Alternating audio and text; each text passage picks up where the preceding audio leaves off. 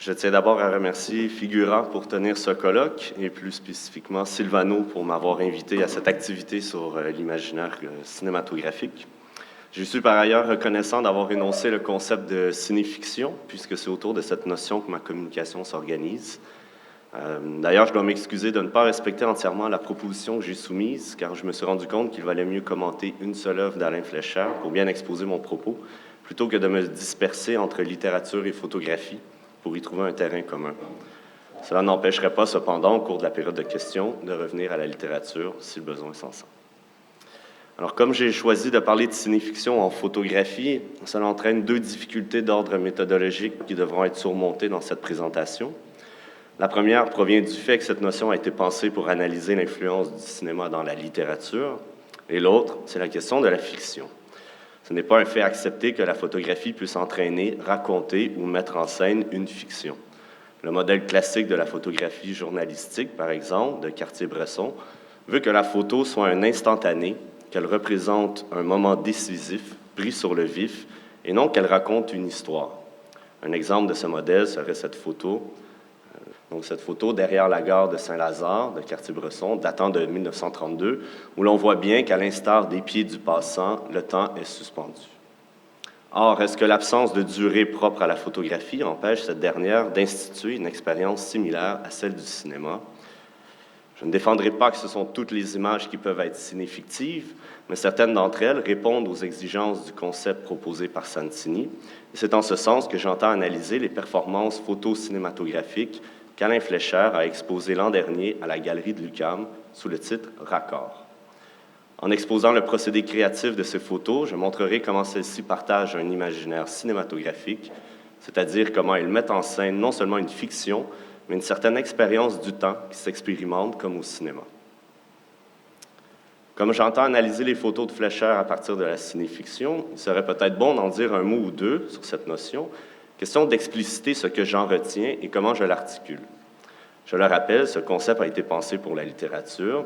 La difficulté d'y envisager un temps du voir, similaire à l'expérience du cinéma, c'est d'expliquer comment des mots peuvent évoquer des actions précises qui ne soient pas qu'une simple description du monde ou d'une histoire, mais qu'ils stimulent des aptitudes précises chez le lecteur.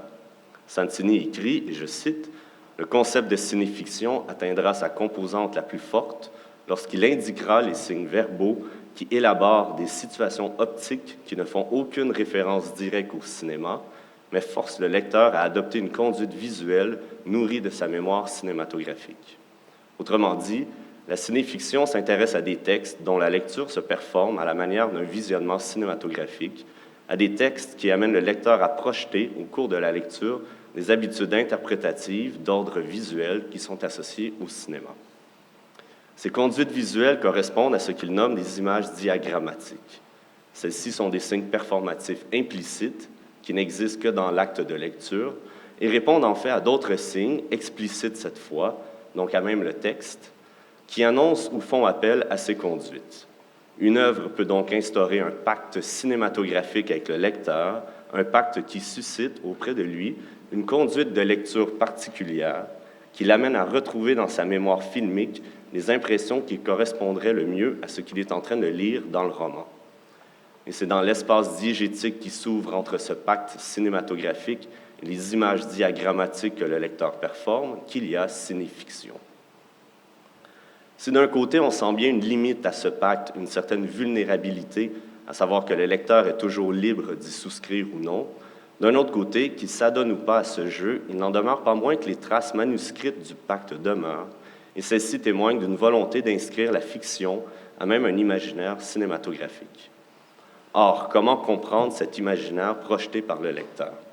Que sont donc ces images diagrammatiques qui reproduisent des conduites de lecture? Quel statut peut-on leur accorder? C'est-à-dire, comment s'articule-t-elle au sein de l'imaginaire?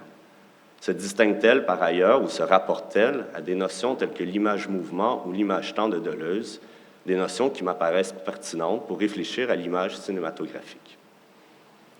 Donc, afin d'explorer ces questions, je propose d'articuler la notion de cinéfiction, comme je l'ai déjà souligné, à travers une image, une photographie plus précisément, qu'Alain Fleischer a exposée l'an dernier à la Galerie de l'UQAM. Voici donc l'image qui m'intéresse. Une image grand format, mesurant plus de 10 pieds par 10 pieds, dont le contenu semble, à première vue, tout à fait convenu. On y voit à l'avant-plan le visage d'une femme pensive, et derrière elle, un homme qui écrit une lettre, et à l'arrière-plan, un horizon, comme si la scène se déroulait sur le bord de la mer. Or, en observant attentivement cette image, et plus particulièrement la chevelure de la femme, on peut y déceler l'indice d'un certain montage, d'un travail qui s'opère à même l'image.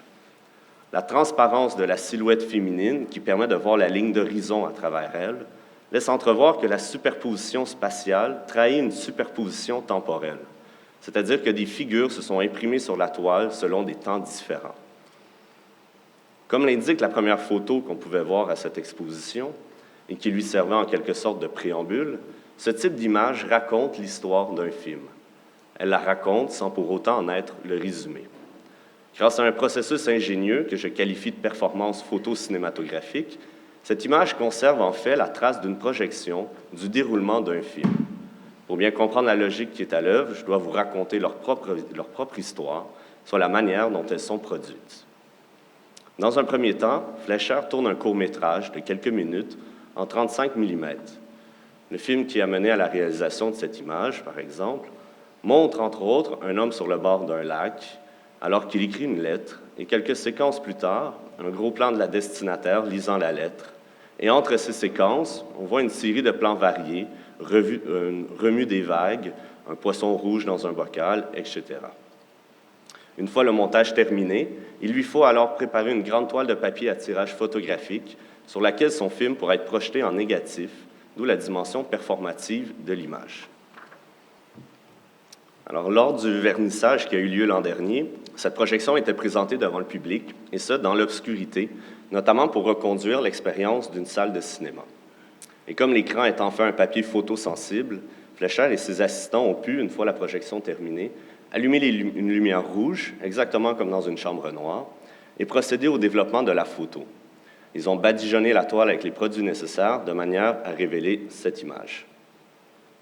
La question qui m'intéresse maintenant est la suivante. Est-ce que cette image, issue d'une projection cinématographique, peut reconduire une expérience d'ordre cinématographique et plus encore, est-elle cinéfiction? Spontanément, on pourrait dire que le pacte cinématographique est d'emblée assuré par son procédé de création. La prise de cette photo est cinématographique, au sens où elle capte littéralement la projection d'un film. Pour cette raison, elle partage très peu avec les photographies de Cartier-Bresson, par exemple.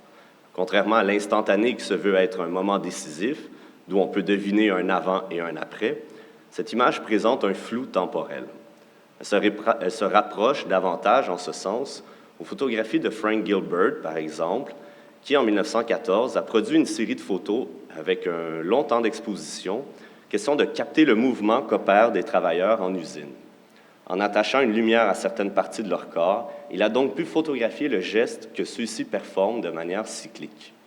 Nul besoin d'insister quant au fait qu'avec cette image, nous ne sommes plus confrontés à un moment décisif.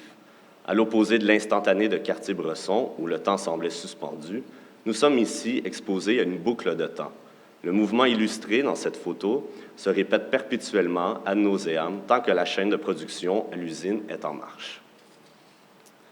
Cette image déploie-t-elle cependant un imaginaire cinématographique? Certes, on s'en rapproche, car l'expérience de la durée devient sensible. Cela dit, cette durée est précisément celle de l'ouverture de l'obturateur, afin de varier le temps d'exposition de la pellicule, et ce n'est pas tout à fait ce dont il est question avec l'image de Fleischer.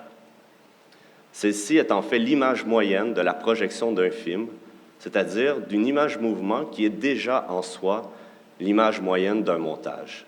Je cite Deleuze dans Cinéma 1. Ce que le cinéma nous donne, on l'a souvent remarqué, ce n'est pas le photogramme, c'est une image moyenne à laquelle le mouvement ne s'ajoute pas, ne s'additionne pas. Le mouvement appartient au contraire à l'image moyenne comme donnée immédiate. Si le cinéma nous donne à voir du mouvement à l'intérieur d'une image animée, la photo de Fleischer est quant à elle un raccord, un montage spatio-temporel entre les diverses figures qui s'animent dans le film. Pour reprendre une expression de Tarkovsky, cette image est une sculpture de temps, exactement comme si le temps, tout aussi abstrait qu'il est, avait servi de matière première.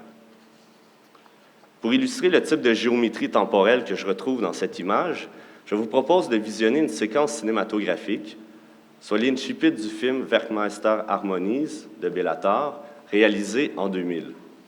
Dans cette scène, dont je vais laisser jouer un fragment en arrière-fond, on voit des ivrognes qui se font chasser d'une taverne et qui attendent, avant de quitter les lieux, la visite d'un homme, un personnage liminaire, qui vient leur tenir un discours aux portées métaphysiques et qui coordonne certains de ces ivrognes afin qu'ils reproduisent, telle une chorégraphie, comme vous allez le voir, le mouvement céleste du Soleil, de la Terre et de la Lune. Si j'ai choisi ce plan séquence en particulier, et j'aurais très bien pu prendre la dernière séquence de la première partie pour celles et ceux qui l'ont vu de Nymphomaniac, c'est parce qu'il permet de faire un parallèle tout à fait éclairant entre le cinéma et la musique, ne serait-ce que par son titre. Andreas Werkmeister, à qui le titre de ce film fait référence, c'est un musicien de l'époque baroque qui a élaboré une théorie d'accords, ce qu'on appelle un tuning system, c'est-à-dire une pensée sur les harmonies possibles entre diverses fréquences sonores. L'intérêt de ce rapprochement entre le cinéma et la musique est le suivant. Chaque note jouée par un instrument a sa propre signature dans le temps. C'est-à-dire qu'on mesure la fréquence d'une note en fonction du nombre d'oscillations, de variations qu'elle produit en une seconde. Chaque note d'un accord représente ainsi un cycle de temps différent, et l'accord est la rencontre, l'amalgame de différentes temporalités. Sans entrer dans le détail des symboles qui surchargent la scène qui joue derrière moi et qui donnent le ton à tout le film de Béla Tarr, ce sur quoi je désire insister est très simple. Donc, à l'instar d'un accord musical, on retrouve ici, dans l'image mouvement, un autre type d'accord qui est, cette fois-ci, entre des figures qui ont également leur propre temporalité, leur propre signature dans le temps et qui s'harmonisent, dans ce cas-ci, pour donner à voir le mouvement céleste. Les différentes figures qui composent l'image ne la divisent pas seulement de manière physique ou spatiale, mais également temporellement. Comme chaque figure a une durée intime, un rythme qui lui appartient, tel est statique, tel autre lui gravite autour, etc., leurs mouvements produisent ainsi différents reliefs de temps dans l'image cinématographique, et celle-ci, en retour, opère un certain montage. On peut comprendre à cet effet la remarque de Rancière à propos du cinéma de Béla Tarr, dans Le Temps d'après, lorsqu'il écrit que si le montage comme activité séparée a si peu d'importance dans ses films, donc les films de Béla Tarr, c'est qu'il a lieu au sein de la séquence qui ne cesse de varier à l'intérieur d'elle-même. Et cette variation est notamment induite par les variations figurales qui se dessinent dans l'image. Les figures ici représentées possèdent leur propre temporalité, aucune n'est synchrone, au sens où chacune a son propre rythme. Elles sont en quelque sorte autant d'espaces-temps différents dont le cadre de l'image assure le montage. Si je me suis éloigné quelque peu des photographies de Fleischer, c'est simplement pour mettre en évidence la possibilité de faire cohabiter différentes strates de temps au sein d'un même plan.